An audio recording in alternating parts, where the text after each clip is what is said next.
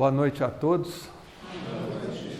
Atendendo aqui, a dona Olenka me convidou para fazer a palestra, porque vocês já tiveram uma sequência aí sobre a reencarnação. Não é esse o tema que vocês estão trabalhando? Então isso aqui, gente, nós não podemos esquecer de que o plantar e o colher, ele faz parte dessa mecânica da reencarnação, dessa necessidade que é a reencarnação na nossa vida como espíritos, tá? Porque a gente necessita da reencarnação, e mais na frente vocês vão ver um trecho de um escrito de Emmanuel, que ele fala sobre a importância da reencarnação. Então, gente, a gente não pode esquecer que plantar e colher lembra o quê? Causa e efeito. Eu pergunto para vocês aqui agora, vocês acreditam que tudo que a gente planta, colhe? Sim ou não? Sim. Aí eu pergunto para vocês, vocês gostam do resultado que a vida de vocês está tendo até hoje? Gostam do resultado ou não? Tem tido resultados bons ou ruins? Porque, gente, se a gente trocar a palavra causa e efeito, trocar efeito por resultado, é a mesma coisa. Então eu pergunto para vocês, se a gente não gosta dos efeitos, dos resultados que a gente está tendo na nossa vida, o problema é de quem? É nosso. É de mais alguém? A culpa é de Deus? Não. Tá? Se a gente pegar o Livro dos Espíritos, lá no capítulo, no primeiro capítulo do Livro dos Espíritos, na pergunta número 13, nos atributos da divindade, nós vamos ver lá que um dos principais atributos de Deus, o que é? É soberanamente justo e bom. Tá, se Deus é a bondade infinita, gente, nós não podemos acreditar que o que a gente vê de sofrimento aqui na Terra tem a ver com Deus. Vocês acreditam que tem a ver com Deus? Esses acidentes, mortes, guerras, o que está acontecendo nesse planeta nosso, não tem nada a ver com Deus. Pois se Deus é soberanamente bom, se Ele é bom, Ele não vai se meter nesse tipo de coisa. É claro que se a gente está vivendo uma situação de causa e efeito complicada no nosso planeta, é porque nós tivemos uma causa ruim, tá? Então a gente tem que lembrar isso, gente, causa e efeito. E com isso, eu lembro de uma historinha, que é uma lenda, tá? E essa lenda conta sobre crianças que estavam, a vida de dois pescadores. Então conta a lenda o seguinte, dois sujeitos saíram para pescar. Foram pescar na beira do rio, coisa e tal, e de repente um pescador viu uma criança descendo, afogando o rio. Aí, naturalmente, ele pulou lá e salvou aquela criança.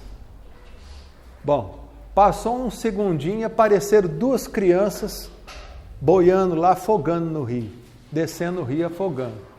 Aí os dois resolveram pular e salvar as duas crianças. Depois apareceram três crianças. Eles pularam e salvaram duas, uma morreu afogada. Depois disso, apareceram mais crianças. Foi descendo crianças pelo rio.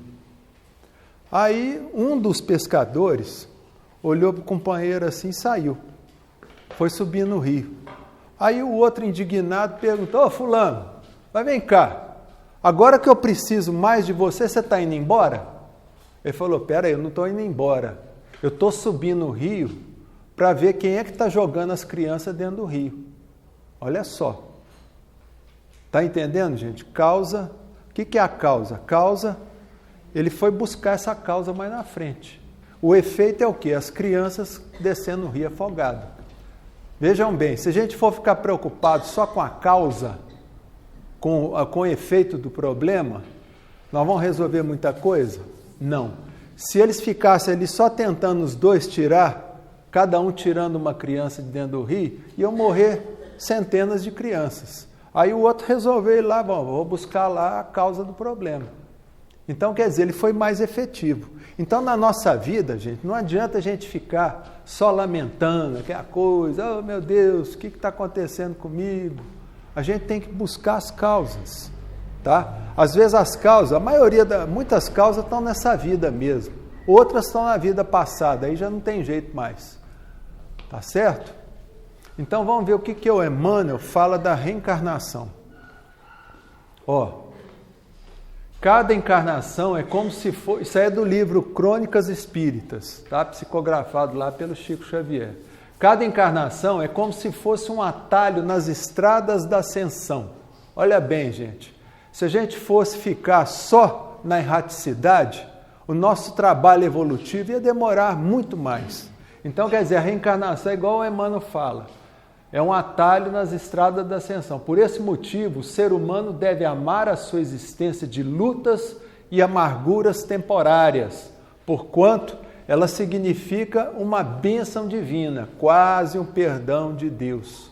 Olha só que bonito isso, gente. Tá quase um perdão de Deus. Se é que alguém pudesse ofender a Deus. Tá? Então a reencarnação, gente, é como se fosse uma página virada. Tá certo? Você vê, a reencarnação, quando a gente reencarna, a primeira coisa que a gente faz é o quê? Entrar num processo de amnésia parcial. A gente vai tendo aquilo que o povo chama de bênção do esquecimento. Então é importante essa amnésia, essa perda de memória que a gente vai ter na reencarnação. Porque vocês imaginem uma coisa, gente, se a gente reencarnasse e desde pequenininho a gente lembrasse, meu pai foi um sujeito que me matou porque eu fugi com a mulher dele. Não ia ser ruim? Então vejam bem, gente, que a reencarnação é uma bênção mesmo. A gente esquece tudo, perde a memória, tá? E tem um novo começo. Aonde? No seio da família, daquela família que nós estamos inseridos. Mas na frente eu vou falar da família, tá? A importância e os problemas que tem na família. Tá certo? Então, realmente, gente, a reencarnação é isso aí. Geralmente, as reencarnações, a gente vai colher o quê? Os frutos daquilo que nós plantamos em outras vidas.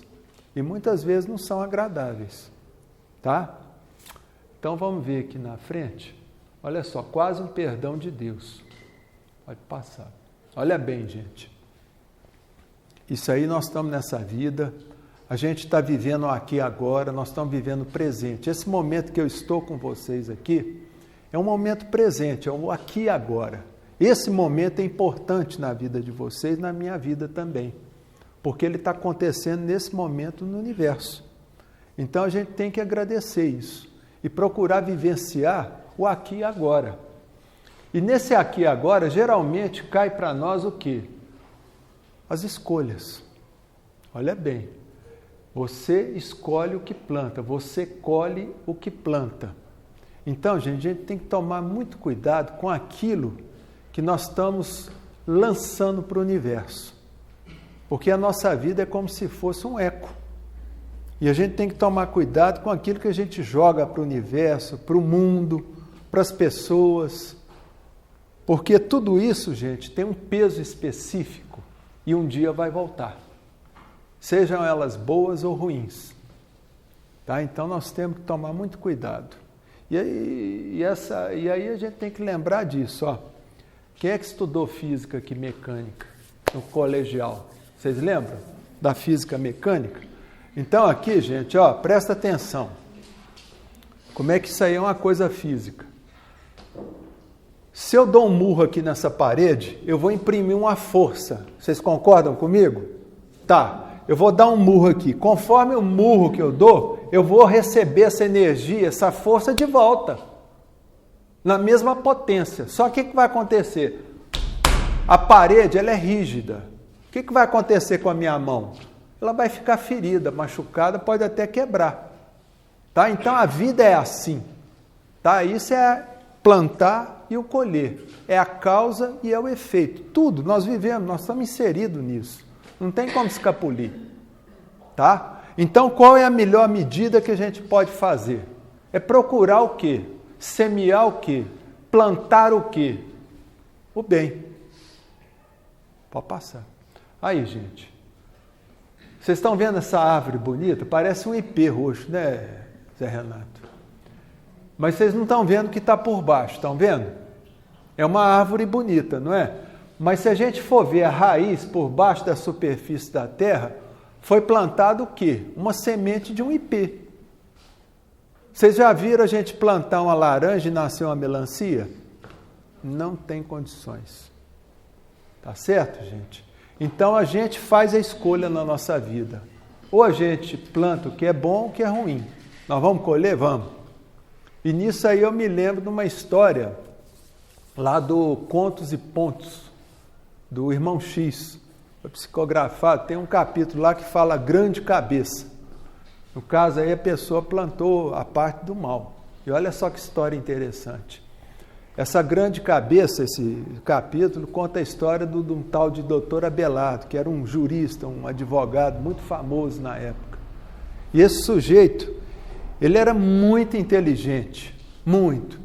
Ele pegava tudo quanto é causa e não tinha escrúpulo nenhum em pegar as causas, desde que a pessoa pagasse bem para ele, porque ele era uma capacidade jurídica extraordinária.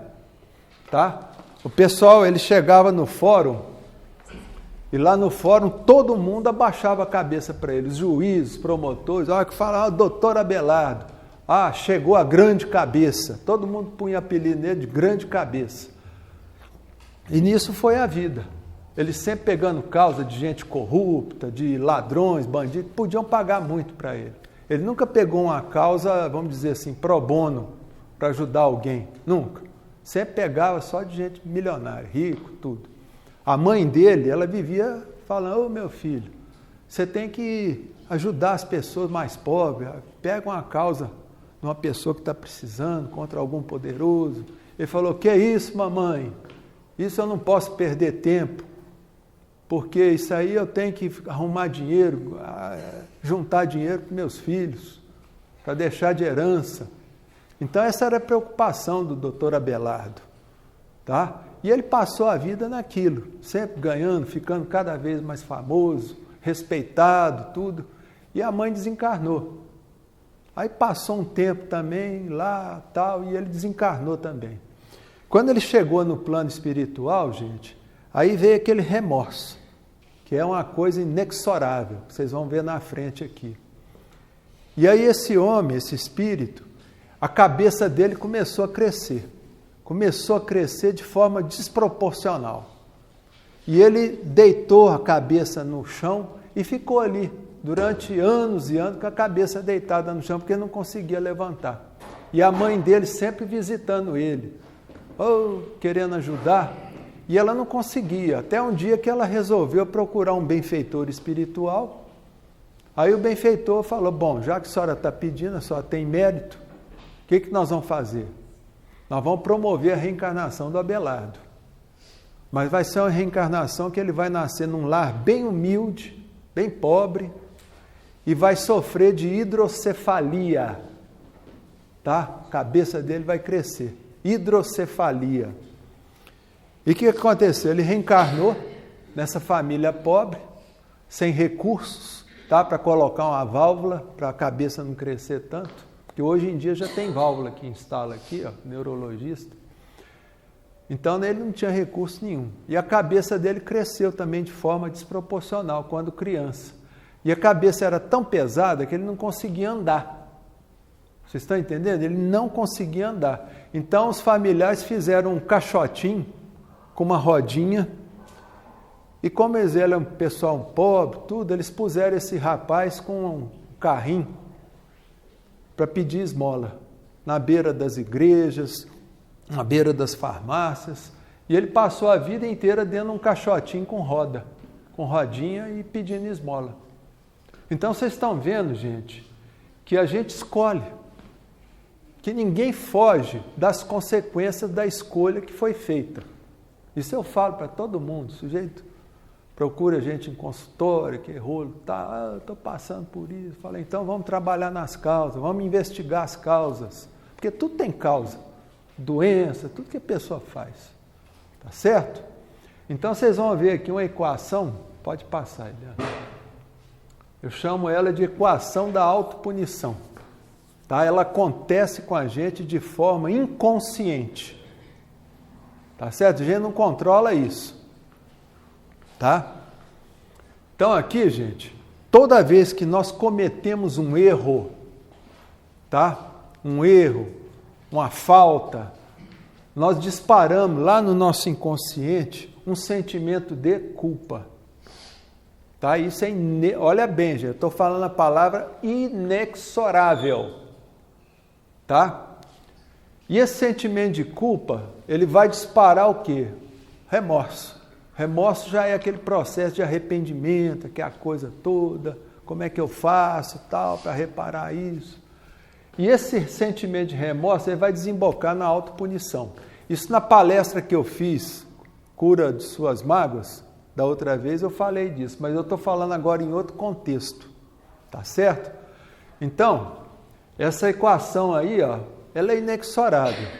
E quando a gente dispara a autopunição, gente, é aí que está o problema. A gente não sabe o que vai dar. Aí vem as doenças, vem os acidentes. Por exemplo, eu já vi um caso em São Paulo, o sujeito assaltou uma loja, viu, Zé Renato? Ele assaltou uma loja e fugiu na moto. E a polícia, ela foi atrás dele. Pegou, foi no rastro dele, foi atrás. O que acontece? Passou uns 5 minutos, esse cara na moto ele desgovernou e bateu a moto num poste e ficou paraplégico. Quer dizer, nunca mais ele vai poder roubar ninguém. Olha só. Quer dizer, esse processo aqui de lei de causa e efeito aconteceu em menos de 10 minutos, gente. Olha só como é que são as coisas. Aconteceu em menos de 10 minutos. Ele cometeu o crime, fugiu, bateu no poste, ficou paraplégico. Já colheu. Você vê que a planta foi rapidinho. E depois foram ver, foi a primeira tentativa de assalto que ele fez na vida, viu, Zé Renato? Ele não era assaltante, não tinha nem passagem na polícia. O primeiro assalto que ele fez, ele já colheu o quê? Uma paraplegia. Vocês entenderam, gente? Isso aí está acontecendo demais no mundo. Tá? A gente vê aí nos noticiários. Tá? Então, quer dizer, a autopunição ela pode vir na forma de doenças, tá? Porque já é provada a ciência da psicossomática. Tá? Desde 1930, ela já diz o seguinte, que 90% das doenças são de causa emocional. Tá? Maioria. Ninguém pega um câncer. Alguém já ouviu falar que pegou câncer? Não, ninguém pega. Ninguém pega um lúpus, ninguém pega aí uma psoríase, ninguém pega uma diabetes, ninguém pega um ataque cardíaco, um infarto. Acidentes, igual eu dei o exemplo para você, a pessoa pode se acidentar também. Por quê? Porque todo acidente, gente, é uma distração a nossa mente. A gente distrai. Você vai atravessar a rua e distrai e não vê uma moto vindo. Você está lá no seu trabalho, você distrai e o dedo vai embora, numa serra elétrica lá. Os insucessos. A pessoa reclama muito de insucesso. Ah, minha vida não dá nada certo, o meu emprego tal, o emprego era bom, mas eu perdi, não consigo passar no concurso, coisa e tal. Quer dizer, gente, tudo tem uma causa. E toda essa causa, gente, está em nós. Tá? A gente tem que lembrar isso, que a gente buscar as causas é muito importante, tá? Porque toda pessoa que busca a causa, que vai atrás de uma causa, são pessoas que fazem a diferença na vida delas e na vida dos outros, tá? As pessoas que ficam correndo atrás para poder arrumar os efeitos, os resultados ruins, quer dizer, elas acabam patinando e não saem do lugar, às vezes passa a vida inteira ali só lamentando, reclamando aquela coisa. Vocês vão ver o que acontece com quem reclama demais. Insucesso nos relacionamentos também, todo tipo de coisa, insucesso financeiro, insucesso em relacionamento, tá certo? Por exemplo, tinha um caso de um sujeito que, quando ele era adolescente, ele gostava de abusar de meninas, abusava muito, vivia abusando. E esse sujeito, ele passou um tempo, cresceu, tudo, naturalmente a pessoa que abusa demais acaba esquecendo. E aí sempre que ele, todo relaciona isso, ele me procurou no consultório. Aí foi ver, ele veio reclamar para mim que ele não tinha resultado bom em relacionamento nenhum, amoroso. Toda mulher que ele arrumava traía ele. Toda mulher que ele arrumava, ele traía. Ele fala, nossa, doutor, parece que eu tenho um dedo podre, só arrumo mulher safada que vai me pôr chifre. Desculpa o termo aí, viu, gente? Vocês estão entendendo? Aí eu falei, bom, meu amigo, então vamos ver a causa que te levou a fazer isso. Aí acabou a gente voltando lá e me contou as lambanças dele lá da juventude. Eu falei, então, entendeu? Então agora vamos trabalhar no auto-perdão. Você tem que se perdoar. Tá? E se possível, você tem que ir atrás dessas moças que você fez a lambança e pedir desculpa para elas. Pedir perdão. Ah, mas isso eu não tenho coragem. Eu falei, então não reclama. Você veio aqui para me te ajudar. Você está pagando para me te ajudar. Eu estou te dando uma sugestão. Tá? Não sei se ele fez, porque depois nem voltou mais, não deu as caras. Então vamos passar para frente. Aí, gente, nós não podemos falar em reencarnação sem pensar na família. Tá? E a família, gente, a gente sabe, olha bem o que o Emmanuel falou aqui, ó, família um cadinho purificador. Olha bem. Quem é dentista aqui? Tem algum dentista? Não, né? Mas vamos falar aqui, quem é que já foi em dentista antigo? As senhoras aí, eu até peguei essa época também. Gente, vocês sabem o que é cadinho? Antigamente os dentistas, para fazer o amálgama, para pôr nos dentes, eles usavam um cadinho que é um recipiente para poder o quê? Derreter metal. Então ali eles derretiam o ouro, a prata, misturava com mercúrio, vocês estão entendendo? E fazia, então aquilo ali chamava cadinho. Todo dentista tinha um cadinho ali, tinha um auxiliar que, enquanto você estava ali com a boca aberta, ele estava ali derretendo metal para pôr nas obturações. Então, olha bem a figura que o Emmanuel usou, tá? Um cadinho purificador. Família, gente, é exatamente isso, tá? Família é exatamente um cadinho, é onde a gente purifica os nossos sentimentos, tá? É onde a gente sofre, é onde a gente derrete, muitas vezes, sentimentos nossos, tá? Sentimentos de ódio, essas coisas todas que vêm lá do passado, porque família, gente, é muito difícil, tá? Você pode, os dedos da mão aqui, ó, a gente conta uma família harmônica.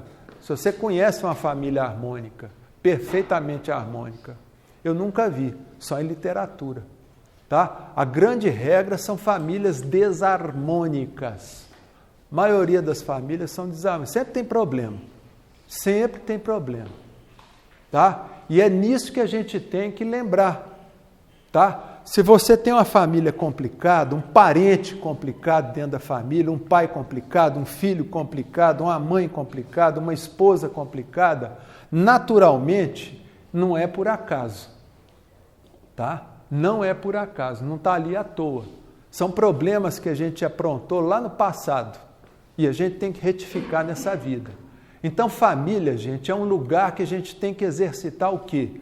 O perdão, dia e noite, tá? Família é um lugar que você toma coice alfinetada quase 24 horas por dia, principalmente nos encontros familiares, de final de semana, domingo, Natal, Dia das Mães, Dia dos Pais, aquele rolo todo. Então, quer dizer, é normal isso, tá? Isso é a nossa humanidade atual nesse planeta de provas e expiações. Tá? Aliás, o pessoal fala que a Terra é um planeta de provas e expiações. Não, não é a Terra. A Terra não tem nada a ver com isso. É os habitantes que vivem na Terra que estão sujeitos a provas e expiações. A Terra não. A Terra é um planeta. Não tem nada a ver com a lambança nossa. Tá? Então, gente, vamos lembrar disso. Tá? Porque a família é o lugar que a gente mais colhe aquilo que a gente plantou. Tá? Quando você nasce numa família complicada, você está simplesmente colhendo o que você plantou em outras encarnações. Então, já que a gente está numa família complicada, o que a gente tem que pensar? Bom, então agora eu tenho que causar só coisas boas, procurar ser agente de causas boas, procurar não complicar mais, tá? Não complicar mais, para que no futuro você não tenha problema também. Tá? Então é pai com ciúme de filho, Mãe com ciúme de filha ou inveja da filha, isso é normal acontecer. Filha que tem inveja da mãe. Quer dizer, o que explica isso? Se não for reencarnação, a pessoa fica doida, porque o coitado do Freud, ele não conseguiu explicar nem com ele mesmo. Porque o próprio Freud, viu, ele tinha problema com o pai dele. Ele tinha uma mágoa do pai que ele não sabia por que ele tinha. Ele só foi descobrir isso com quase 50 anos de idade, quando ele fez uma regressão. Tá certo? Com um amigo dele lá, um tal de Breuer, que era um psiquiatra também. O próprio Freud não sabia explicar isso. Tá? Então a gente aqui vê a reencarnação, é igual o André Luiz tem lá aquele livro Mundo Maior. No livro Mundo Maior, o André Luiz fala que se o Freud tivesse conhecido a reencarnação, ele ia conseguir fechar muita coisa que ele não conseguiu fechar durante a vida dele. Não conseguia encaixar. E a reencarnação é uma coisa que deixaria a teoria do Freud perfeita, em todos os sentidos. Porque a regressão que ele fez foi até a infância, né? Exato, ele foi até a infância. Tá? Num período, eu não vou contar porque a história é longa. Tá? Mas ele voltou aos 3 anos e descobriu um negócio lá, ele com a mãe, e ele ficou com ciúme do pai. Quer dizer, foi aí que ele trabalhou aquela questão do complexo de Édipo. Foi quando ele descobriu isso com ele mesmo, que ele era um Édipo, e não sabia que era. Tá? Então, essa questão da família é isso. A gente tem que lembrar e ter paciência com os familiares. Tá? Persistência no bem. Olha bem, gente, volta um pouquinho, Eliana. Tem muita gente que desiste de fazer o bem. O bem, gente, a gente não pode desistir. Isso é muito importante. Porque muitas vezes as pessoas vêm para mim e reclamam: mas eu passei a vida inteira fazendo bem para os outros, e as pessoas que eu ajudei nunca vieram atrás para me ajudar. Eu falei: meu amigo, não tem problema, tudo que você planta, você vai colher. Agora, não precisa colher da mesma pessoa. Se você faz o bem para a pessoa e ela é ingrata, é problema dela. Quer dizer, o universo ele vai te proporcionar outras fontes que são inesgotáveis, que vão chegar para você os benefícios. Às vezes você faz um bem, por exemplo, um filho de uma pessoa, ajuda aquele menino, uma outra pessoa vem e ajuda um filho seu também. Tá certo? Então, benefício vem, gente, de outras fontes. A gente não precisa ficar: eu fiz o bem para aquele mendigo lá. Aquele mendigo nem me agradeceu. Não tem problema. Outra pessoa vai te agradecer por outros motivos. Tá? Então, vamos persistir no bem, porque não é fácil, gente, nessa vida. É muita decepção que a gente tem. Tá? A gente vê as pessoas, a pessoa dedica 30 anos, eu estou casado há 30 anos, depois de 30 anos eu descobri que meu marido tinha outra mulher, com outra família. Quer dizer, você entendeu? E eu fiz tudo para ele. Não tem problema, só deu sorte só ter descoberto. Foi bom, só ficou livre do marido. Entendeu? Isso aí já é um benefício. Vocês entenderam, gente? Então, o bem é muito importante. Tá? Vamos ver mais na frente. Olha aqui esse videozinho, gente. Dá para apagar aí? Ah, não precisa não.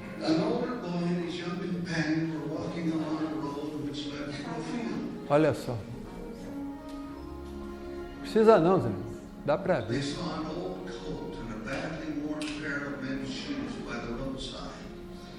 And in the distance, they saw the owner working in the field. The young boy suggested that they hide the shoes to Olha lá, conceal themselves. olha a ideia. And watch the perplexity on the owner's face when he returned. The older boy thought that would not be so good. He said this owner must be a very poor man for the looks of his clothes. So after talking the matter over at his suggestion, olha a escolha, gente, a importância da escolha. Instead of hiding the shoes, they would put a silver dollar in each one and see what the owner did when he discovered the money. So that's what they did.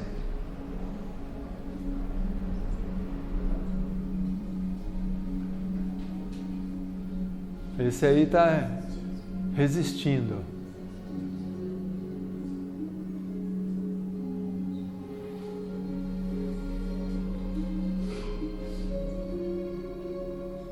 Olha só aqui que é a escolha.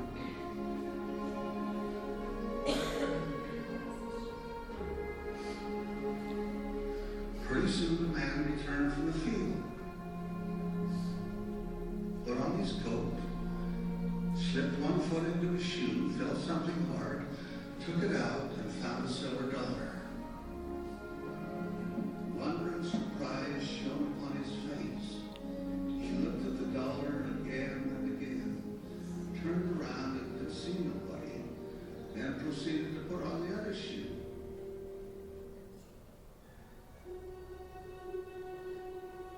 When to his great surprise, he found another dollar. His feelings overcame him.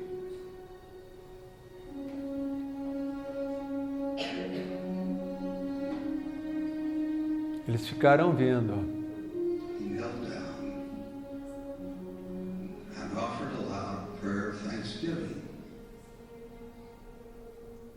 in which he spoke of his wife being sick and helpless, and his children without direction. He fervently thanked the Lord for this bounty from unknown hands, and evoked the blessings of heaven upon those who had given him this needed help. Eu fico arrepiado, viu? Eu vejo isso aí. The boys remained hidden until he had gone. They had been touched by his prayer and felt something warm within their hearts. As they left to walk down the road, one said to the other, "Now really, don't you have a good feeling?"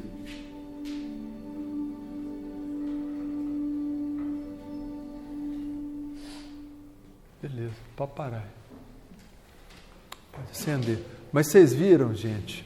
Aquele homem que achou o dólar dentro do sapato, naturalmente ele estava colhendo. Aquilo ali é o quê? Era um efeito de alguma coisa boa que ele fez. Vocês viram como é que vem? Quer dizer, ele não conhecia aqueles meninos, jamais. Mas você vê que o benefício chega de forma inesperada, gente, por outras fontes.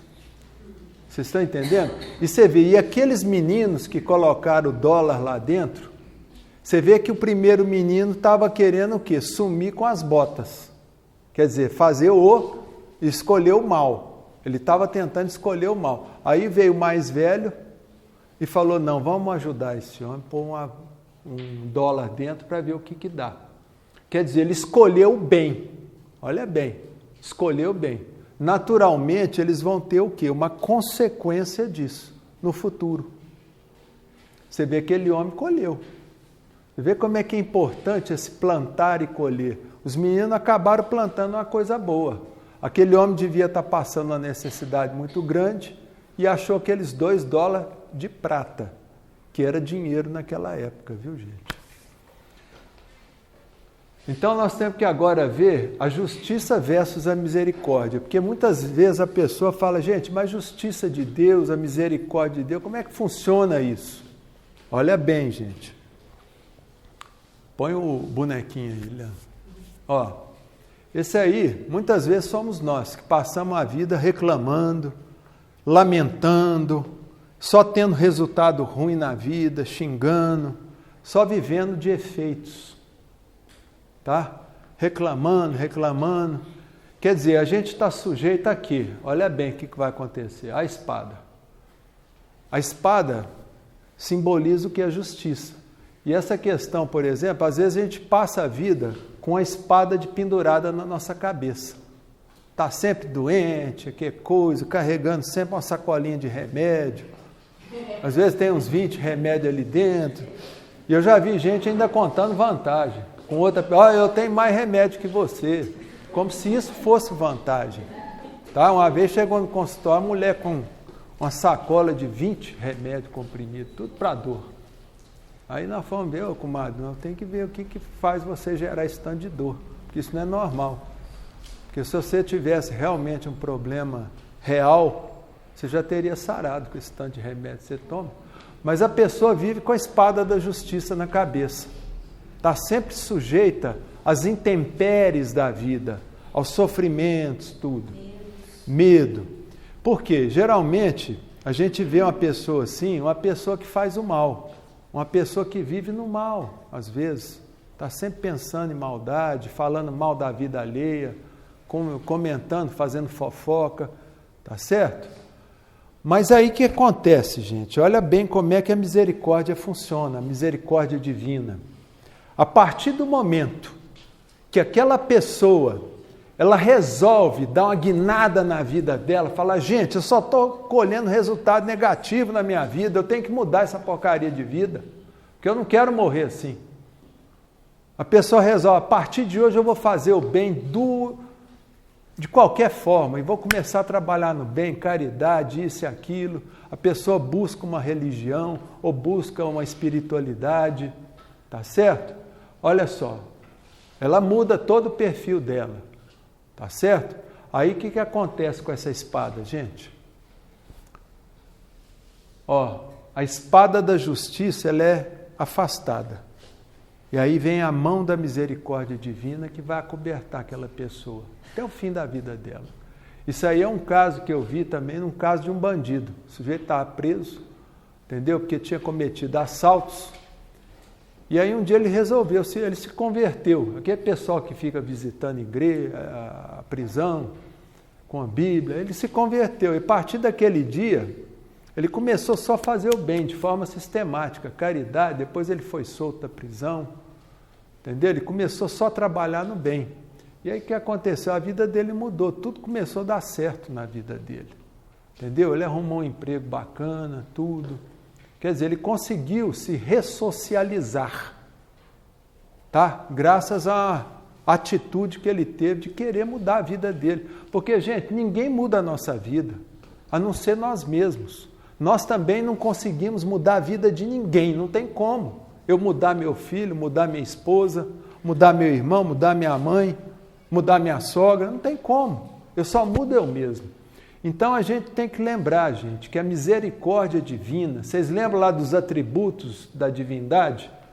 Capítulo 1 do Livro dos Espíritos? Quer dizer, Deus é soberanamente bom, gente. É bondade infinita. Quer dizer, se a pessoa resolve trabalhar no bem, Deus vai dar cobertura para ela de alguma forma. Aquela espada que vivia na cabeça dela é afastada e a mão da misericórdia começa a fazer parte ali da vida. E nisso aí eu lembro de uma historinha. Vocês lembram aí do livro A Vida Escreve?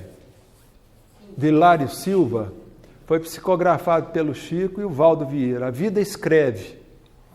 Lá tem um capítulo que fala o merecimento. Vai contar a vida de um tal de Saturnino, que era espírita. Era um sujeito bom, caridoso, que fazia o bem incondicionalmente, sem esperar nada em troca. Tá certo? Era uma pessoa humilde, porém trabalhador. Tá? Ele tinha lá uma oficina e um belo dia, esse Saturnino estava lá mexendo na oficina dele e tinha uma máquina lá, ele machucou o braço. Quer dizer, quase perdeu o braço ali naquele trem, enfiou lá, aí correu para o médico. Foi lá, emergência, pegou ele. Aí o médico, ele teve sorte de cair na mão de um médico que era especialista naquela parte de braço. E o médico conseguiu recuperar todo o braço dele, mas infelizmente o Saturnino perdeu o dedão, o polegar. Perdeu. Ficou sem o polegar. Aí aquela turma do centro, os amigos dele lá, aquele lero-lero, né? Fala, coitado do Saturnino, um homem tão bom, como é que acontece isso com ele? Tanta gente má sofre acidente pior e não perde nem a cabeça de um dedo. Agora o Saturnino perdeu lá o polegar, gente. Como é que pode? Aquela conversa. Então ficou aquele bochicho dentro da comunidade espírita dele lá. Aí o Saturnino também começou a ficar assim, é mesmo, como é que eu perdi a mão, o dedo? Tem alguma, né? Aí um dia ele está no centro espírita lá, dele lá, que ele trabalhava, na sessão lá, terminou a sessão de desobsessão, aí veio a comunicação do benfeitor. Aí o benfeitor olhou para o Saturnino assim, Saturnino, vou te falar, o negócio é o seguinte, numa vida, a última existência sua, você era um homem muito rico, dono de um engenho, dono de um engenho. E nesse engenho você obrigou a pessoa lá a moer uma cana lá meio fora de hora e ele foi com o braço todinho lá. Esmagou o braço e moeu o braço junto com a cana lá. E você não fez nada por ele, deixou ele morrer à míngua. Porque se cortar o braço, realmente se a pessoa não correr, ela morre por hipovolemia, quer dizer, o sangue vai todo embora. Então ele deixou o sujeito morrer lá e aquilo ali passou, ele desencarnou. Aí o benfeitor contando, você desencarnou e você ficou com muito remorso, muito. E você não conseguia, tal, até que um dia você pediu uma existência humilde, em que você fosse, em determinada altura da sua vida, perder o braço todo. Você pediu isso, quer dizer, a justiça. Quem é que faz a justiça? É a nossa consciência. Tá? A consciência da pessoa. Não é Deus que ia lá cortar o braço dele. Mas ele, então, a espada da justiça, ele já colocou na cabeça dele, o próprio Saturnino. Então ele teve aquela vida, você teve a sua vida. Como você é uma pessoa que sempre ajudou os outros, desde os seus 16 anos, quando você se tornou espírita, então o que a misericórdia divina ouve por bem o quê? Comutar a sua pena, comutar. Quer dizer, você em vez de perder o braço, você vai perder só o polegar. Não é justo? Ficou bom para você? Então, gente, isso aí mostra o quê? Que fazer o bem é recompensador? É. E outra coisa, isso mostra também que a contabilidade divina, gente, olha bem, a contabilidade de Deus, ela é bem diferente da contabilidade da Terra. Nossa, aqui, ó. Aqui a gente não sabe que 1 é igual a 1, 2 não é igual a 2, 1 mais 1 não é 2. Então, mas para Deus, gente, às vezes 1 é igual a 100.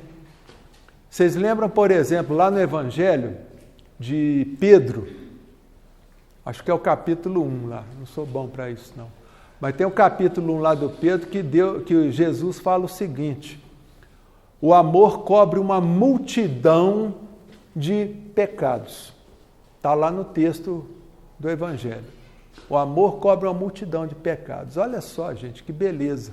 Mostrando que realmente, pelo amor, pelo trabalho, pela caridade, tá certo? Às vezes a gente pode comutar uma pena muito grande que a gente teria de passar por essa vida. Problemas que a gente nem sonha que poderia ter acontecido. Porque a gente tem mania, às vezes a gente escapa de um acidente. Quem que já escapou de acidente aqui? De bater o carro, de morrer.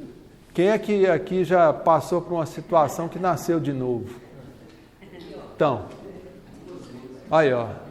Então, gente, muitas vezes essas situações que a gente fala nascer de novo, é justamente uma comutação de pena.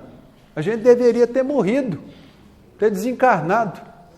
Você entendeu?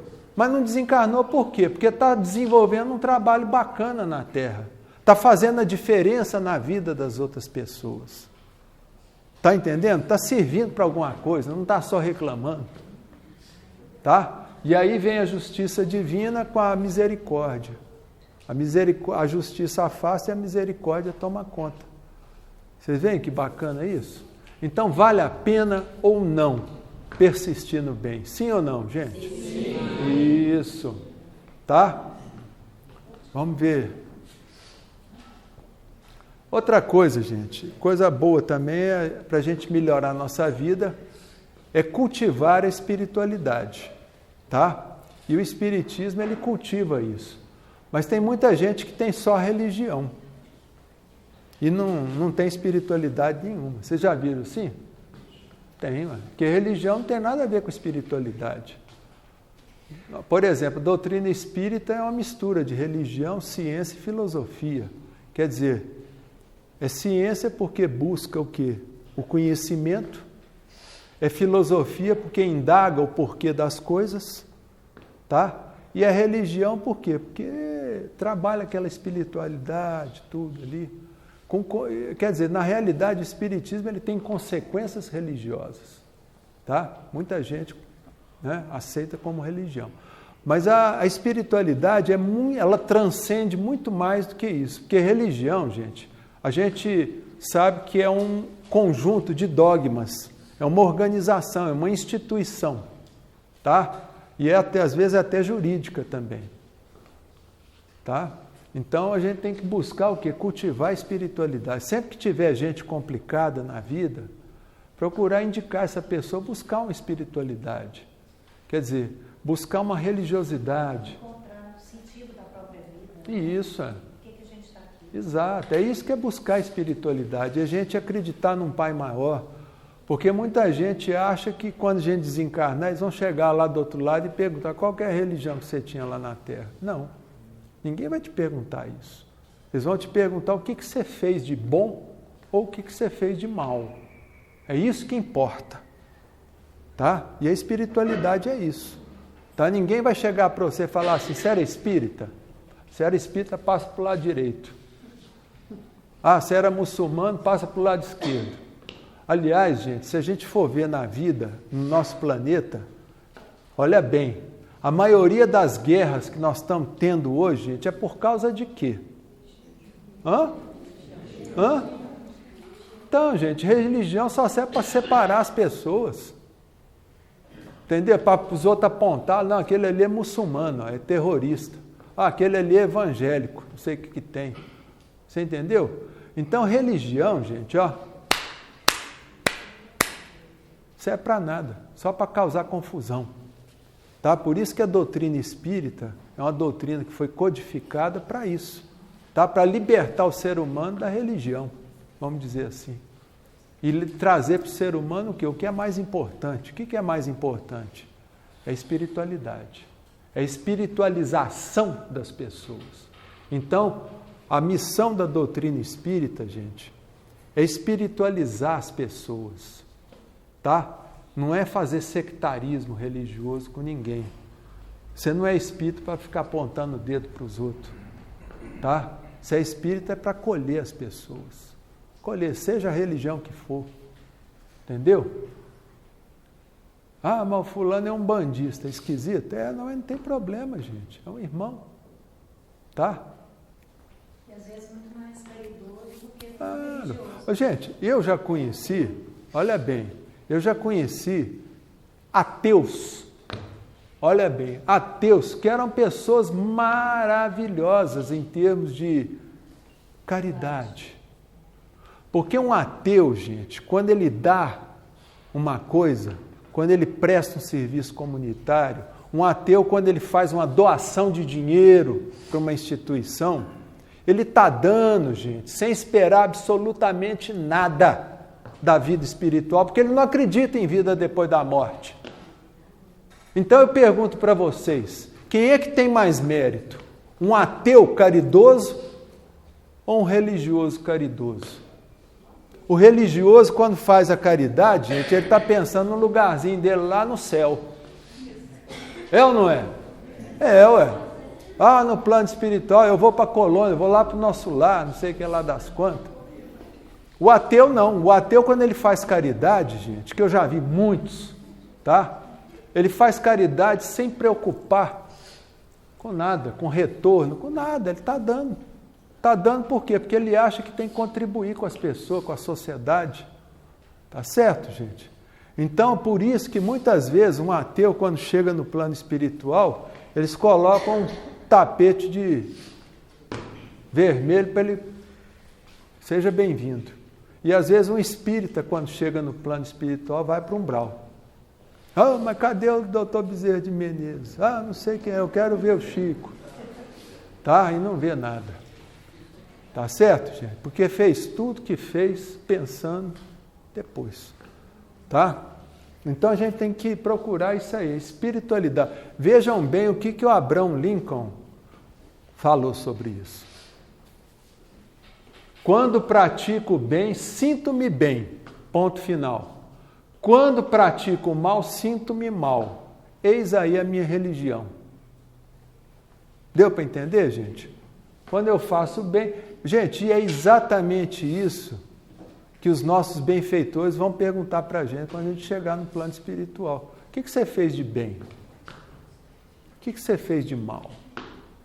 Acabou, não vão te perguntar mais nada. Você contribuiu mais na Terra. Exatamente, você custou mais ou contribuiu mais na Terra? Gente, quanta gente que inventa que está com problema físico para ir lá no INSS e aposentar. Vocês conhecem gente assim? Muitos. Coitados deles. Por quê? Porque eles estão custando mais para o planeta. Estão custando, estão pesando no bolso aí de toda a população que paga imposto. Não tem muita gente que faz isso? Tem. E tem muita gente que faz isso que é espírita, que eu conheço. Tá? Eu mesmo já fui paciente meu. Tá? Eu falei, meu amigo, que ele veio justamente falar que a vida dele está uma confusão e tal. Eu falei, mas gente, você está fazendo uma lambança dessa aqui é o quê?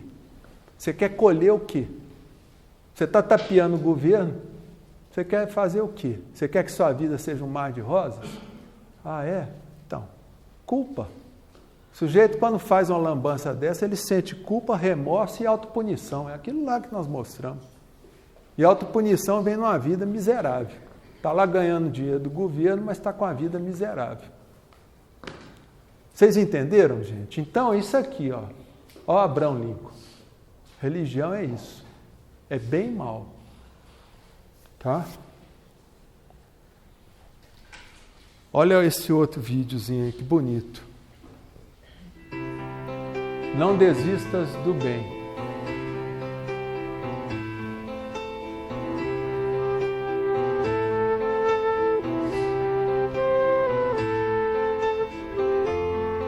Isso aí é da Sheila.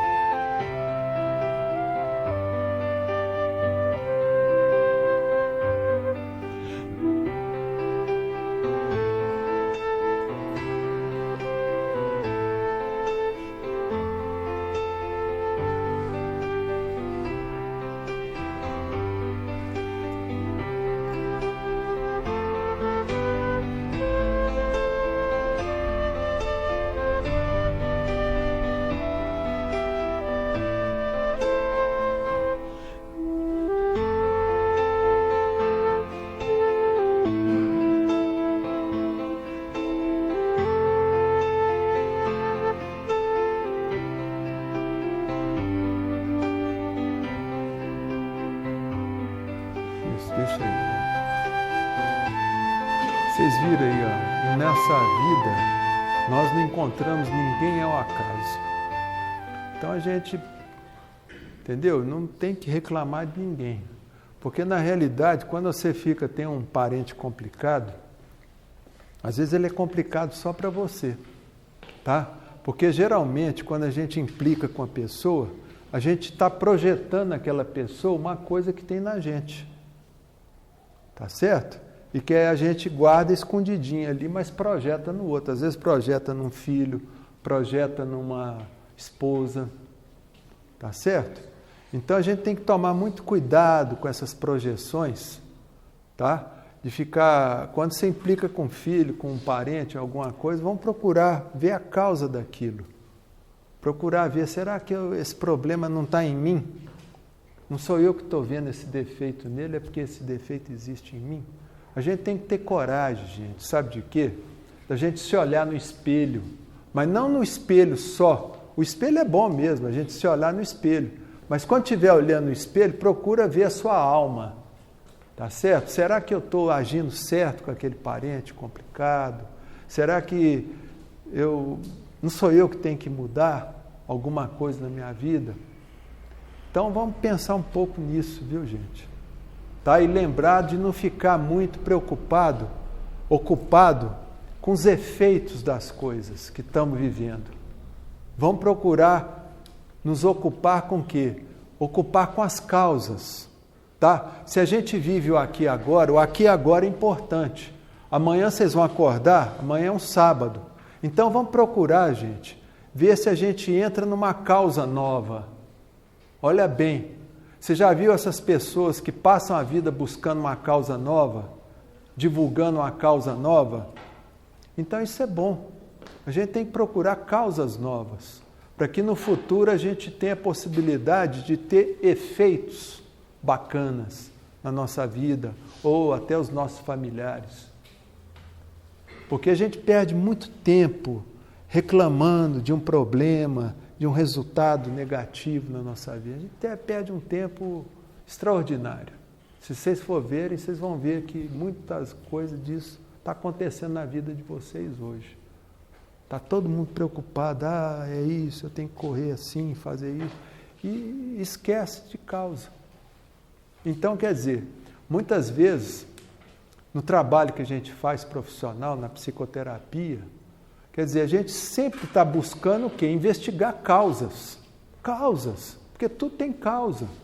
Às vezes a causa não está nessa vida. Aí tem pessoas que pedem para a gente, eu gostaria de fazer uma regressão. Gente, uma coisa que eu aprendi com meu sogro, doutor Elias Barbosa, que ele falava muito sobre isso, e falava, uma recomendação do Chico Xavier. O Chico Xavier recomendava o seguinte, que a regressão a vidas passadas, ela só é válida em 2 casos extremos, em que a pessoa está na iminência de suicidar, ou na iminência de cometer o quê? Um crime. Quer dizer, 2 situações que vão colocar em perigo a existência da pessoa. Aí sim é válido fazer uma pesquisa no passado, quer dizer, levantar o véu do esquecimento. Porque, gente, a coisa mais perigosa que tem, eu vejo gente aí buscando, às vezes até me ligam, eu quero fazer uma regressão. Qual que é o motivo? Não, eu quero saber o que eu fui. Fazer regressão recreativa, gente. Tá? Tem muita gente que busca, eu quero saber o que eu fui na outra vida. Entendeu? Isso é o maior perigo. Porque quando você levanta o véu, aquele véu do esquecimento, tá certo? Você abre uma caixa de surpresas. Você não sabe o que vai sair ali de dentro. Você não sabe. Eu já vi muita gente entrar em surto psicótico depois que fez uma regressão e continuou lá. Ficou com problema que não tinha. Tá? Então é muito perigoso, gente. O passado, a gente pode voltar até o útero. Tá? E isso aí é coisa simples. Tá? E a maioria dos problemas que a gente está vivendo hoje no dia a dia, esses efeitos, esses resultados que a gente está tendo, é uma decorrência dessa vida mesmo, gente. É coisa que você ouviu quando era criança. Tá? Às vezes sua mãe lá fez você sentir culpa de uma coisa. Eu já vi gente, por exemplo, com dor, fibromialgia, lá com 50 anos. O problema era que quando ela era criança, uma tia dela falou que ela era culpada da morte da filhinha dela lá, que morreu com câncer, leucemia. Ela sempre foi culpada. Da filha não, da irmãzinha. Entendeu? E aquilo ali ficou na cabeça dela, aquela culpa. E aí ela desenvolveu essa dor para poder minimizar o sentimento de culpa que ela tinha. Então, quer dizer, a partir do momento que ela descobriu isso, ela deu um grito, ela falou, mas que... Falou um palavrão. Eu falei, exatamente. Entendeu? Se sua tia hoje, isso é PNL, Programação Neurolinguística.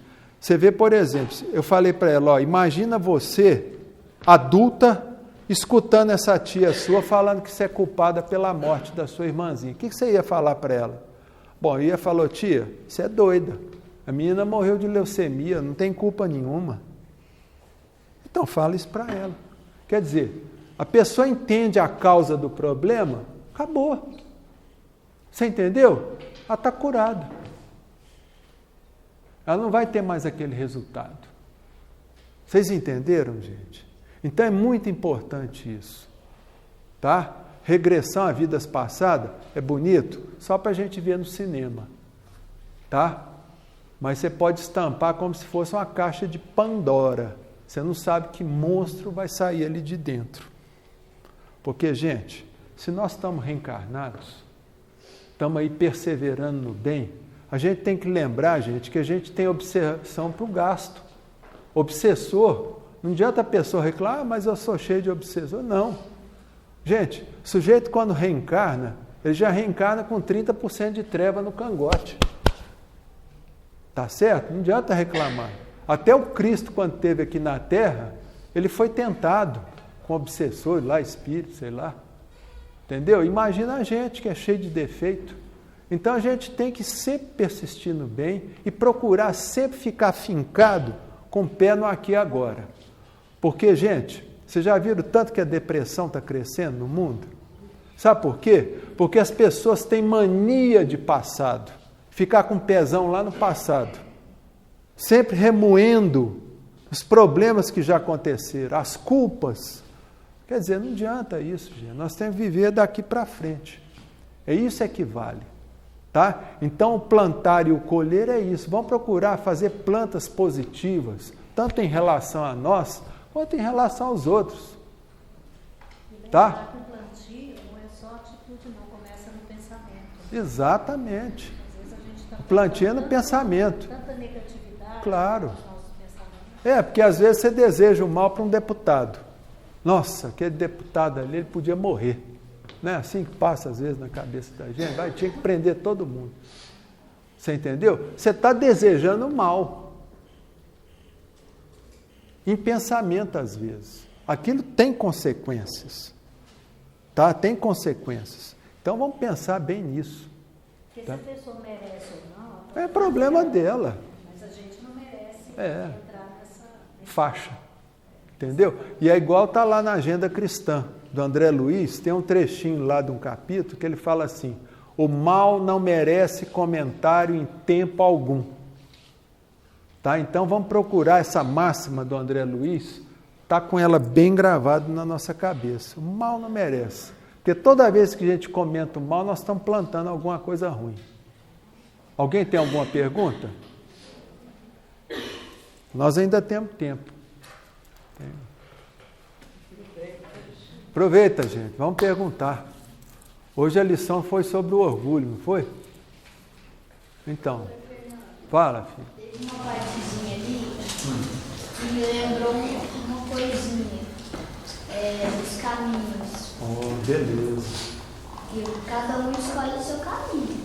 O caminho mais largo, o caminho mais fácil ou o caminho mais difícil, o caminho mais estreito. Se a gente vai escolher o caminho mais estreito, vai ter dificuldade, vai ser tudo bem. Mas se a gente escolhe o caminho mais fácil e quer andar lá, Rapaz, você está certinho. Por causa disso, da sua parte, eu ia sortear um livro meu, eu vou te dar o livro. Tá? Porque eu vi que você é uma pessoa... Porque aquele meu livro também é uma forma de eu plantar. Tá? Parabéns para você, é isso mesmo. Tá? E tenha sempre em mente na sua vida, saber falar não quando for não e sim quando for sim. Porque o mal chega até nós, na maioria das vezes a gente entra para o caminho do mal porque não sabe falar não para os outros, para os amigos da onça. E às vezes a gente entra até sem perceber. Sem perceber, porque é bonzinho. Você já viu aquele povo bonzinho? Bonzinho é aquele bobinho que não sabe falar sim, sim, não, não. Só fala sim para agradar todo mundo. Então procure entender isso. Sabe? Tenha sempre o não na cabeça.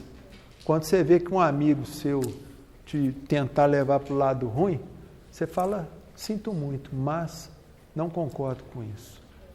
Beleza? E isso aí é o que os pais têm que ensinar para os filhos. Saber falar não. Porque, gente, eu já vi tanto pai chegar assim para o filho e falar, meu filho, você tem que ser bonzinho, você não pode falar não para a família. Gente, que absurdo. O Cristo, que é o Cristo, sabia falar não, doesse a quem doesse. Vocês não lembram do episódio que ele expulsou os vendilhões do templo? Foi lá e deu pancada na turma, falou, não aceito isso aqui. Quer dizer, o Cristo falou não. Você entendeu? Pois não. Como que funciona nessa parte assim, dos fundamentos? A atuação dos florais nesse processo? a alopatia, a fitoterapia, ela age no nosso corpo físico, tá? A homeopatia, ela age no nosso perispírito. Então, por isso que a homeopatia ela é mais devagar um pouquinho.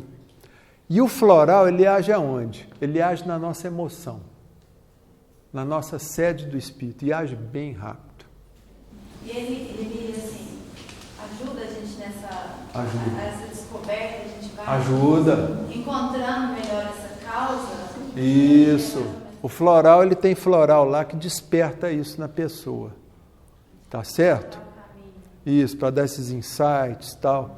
Porque o floral, gente, ele age, os florais de Bach, ele age direto na emoção da pessoa, quer dizer, no espírito. Tá?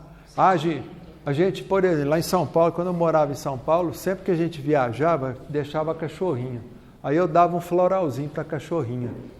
Tá? E funcionava que era uma beleza. Tá? Porque muita gente acha que é placebo, mas, gente, a homeopatia, por exemplo, ela é mais antiga do que a farmacologia médica. Tá? Foi o Hahnemann que desenvolveu isso no século XVIII ainda. Tá? E a farmacologia só no século XIX que ela foi configurada dentro da medicina. Vocês entenderam, gente? Então, por exemplo, a homeopatia ela age no perispírito da pessoa. Tá? Então, quer dizer, consertando o problema ali, a causa do problema, vai refletir aonde? No corpo. O floral é a mesma coisa, ele age na emoção. A emoção fica legal, reflete no corpo físico. Tá? É claro que se a gente tem uma pneumonia, gente, tá? Nós não vamos querer mexer com homeopatia nem floral. Tem que tomar benzetacil mesmo e olha lá. Tá? Vocês entenderam, gente? O floral, por exemplo, com a homeopatia, você pode usar junto com a alopatia, que não vai ter interação medicamentosa nenhuma. Tá certo? Então, os dois podem andar juntos. Então, você está lá tomando benzetacil, você pode estar tomando também uma homeopatia para poder não voltar àquela pneumonia. Tá? Para reforçar o sistema imunológico. No caso da alopatia, o pensamento, por exemplo, assim, com depressão, é como se ele toma medicamentos. Se o pensamento dele não auxiliar... A causa da depressão é emocional, tá certo? Por exemplo, quando é uma depressão reativa, uma depressão simples, o que é uma depressão reativa? É aquela depressão que a gente está reagindo aos fatos que acontecem na nossa vida. Por exemplo, um luto, uma perda de emprego, uma decepção amorosa. Geralmente, às vezes, a pessoa fica numa depressão. Mas existe uma depressão que vem de dentro para fora, que a gente chama de endógena. Essa depressão é só com medicamento. No primeiro momento. A psicoterapia, ela segue junto. Mas, você entendeu? A alopatia é como se fosse uma bengala ou uma muleta que a pessoa precisa na hora ali, para não cair de uma vez. Tá? Então, por exemplo, a pessoa está tomando lá o antidepressivo, ela pode tomar junto com o antidepressivo um remédio antidepressivo homeopático também, que aí já vai trabalhar em 2 níveis, perispírito e corpo físico. E o floral para trabalhar lá na causa, tá? Junto com a psicoterapia, porque a pessoa tem que entender. Você perguntou assim, às vezes a pessoa está tomando o remédio, mas dentro dela ela não está acreditando. Se ele tivesse feito, não tem muito... E não faz mesmo, viu? Eu já vi caso, pessoa... Você vê, por exemplo, muita gente reclama da medicação alopática antidepressiva, tá? Às vezes está tomando sertralina, alguma coisa assim, e reclama que isso aí vicia, eu vou ficar viciado nesse troço. Gente, e o negócio não vai para frente. A pessoa começa a tomar 1 mês só, porque o antidepressivo alopático, ele leva de 20 a 30 dias para começar os efeitos dele, em nível da química cerebral aqui. Tá? Então leva mais ou menos 20 dias. E a pessoa chega lá 1 mês, não fez nada, para com a medicação. Aí depois vem o efeito rebote. O sintoma volta pior. Então, gente, tem que confiar no médico, gente. Por favor. E parar com essa lenda que vocês puseram na cabeça de que remédio antidepressivo vicia. Alguém já viu algum remédio antidepressivo faixa preta? Você que é farmacêutica? Não tem. Tá? O que tem é o benzodiazepínico, que é faixa preta, que são alprazolam, Rivotril da vida, o clonazepam, tá certo? Eles são faixa preta. Por quê? Porque eles... Não são para depressão. Tá? É para dar um relaxamentozinho. Tá? Para a pessoa dormir, ter uma qualidadezinha de sono. Tanto é que o pessoal toma um Rivotril junto com antidepressivo. Tá? Então, gente, vamos confiar, não parar com a medicação sem que o médico diga que tem que parar. E geralmente, quando vai parar com a medicação, o médico ele vai fazer um processo de desmame lento e gradual do antidepressivo. Tá? Agora, tudo está aqui, gente. Procure entender que a depressão é querer, tá? Porque o problema da depressão também, muita gente não quer sarar, tá? Porque muita gente gosta do quê? Dos efeitos da depressão, que é o quê? A mãe passando a mão na cabeça, os parentes preocupados, é o coitadinho, tá lá atolado na lama da autopiedade. Ah, que beleza! Tem gente que adora isso, tá? Aí não quer sarar, começa a sarar, para com remédio de uma vez, de supetão, como um antidepressivo. Aí vem o efeito rebote, volta o sintoma tudo de novo. Aí fala, não, esse remédio não dá certo, esse médico também é um besta, não serve para nada. E não é a pessoa que não quer sarar. 90% dos pacientes não querem sarar, gente. A gente sabe disso. Não quer. É espada. A pessoa adora ficar com a espada da justiça na cabeça, aquele trem ali por um fio. Tá? Adora reclamar, meu Deus, ó vida, minha vida é só tomar medicamento. Oh, que beleza. Vocês entenderam, gente? Então a gente tem que confiar, tá? O remédio antidepressivo não causa dependência, ele causa sim uma tolerância. A pessoa vai ficando tolerante a ele, por isso tem que desmamar depois. Mas viciar não. Tá? Isso é lenda, tá? E aliás uma lenda perversa essa. O que pode causar dependência é só remédio faixa preta. Tá certo? Faixa preta. Tem uma faixa bem preta ali no pé. Por quê? Porque, de certa forma... Vocês entenderam, gente? Mais alguma perguntinha? Nós ainda temos tempinho. Tá certo? Mais alguma coisa? Tudo certo aí, Zé Renato? Então, encerramos. Muito obrigado, viu, gente, pela paciência de vocês aí de me escutar.